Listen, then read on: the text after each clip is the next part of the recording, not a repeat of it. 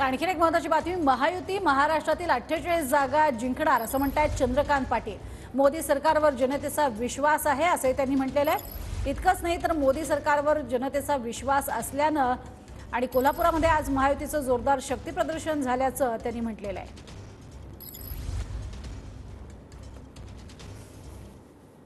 दादा दादा दादा काय सांगाल, कशा पद्धतीची परिस्थिती दिसते महायुतीची? एकूणच महायुती महाराष्ट्रातल्या 48 जागा जिंकेल याचं कारण काल मोदीजींचा जो पुढच्या 5 वर्षाचा रोडमॅप बाहेर पडला, ज्या रोडमॅपवर लोकांचा विश्वास आहे। कारण तुम्ही 10 वर्ष म्हणाल ते केलं, 370 कलम रद्द केलं, 35 रद्द केलं, 3 कोटी घरं झाली, 7 कोटी टॉयलेट झाली, 10 कोटी गॅस कनेक्शन झाली, हर घर नल से पाणी झालं। त्यामुळे लोकांचा विश्वास आहे। त्यामुळे नवीन 3 कोटी घरं गरीब प्लस मध्यमवर्गीयांना मी देईन, यावर लोकांचा विश्वास। काल जो जाहीरनामा प्रसिद्ध केला त्यावर नाना पटोलेंनी टीका केलेली आहे, हा फेक जाहीरनामा आहे।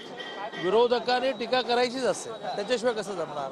आज जो काही प्रतिसाद मिळतोय कोल्हापूर आणि हातकणंगलेच्या या सगळ्या रॅलीनं उमेदवारी अर्ज भरताना, काय विश्वास वाटतो? हा प्रतिसाद 1% आहे, बाकी सगळे घरी बसलेत ऊन असल्यामुळे।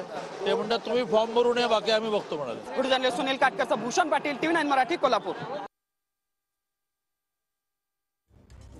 तर मोदी सरकारवरती जनतेचा विश्वास असल्याचं चंद्रकांत पाटील यांनी म्हटलेलं आहे। कालच जाहीर झालेल्या जाहीरनाम्यातनं अनेक महत्त्वाच्या बाबी समोर आल्याचे ते म्हणाले।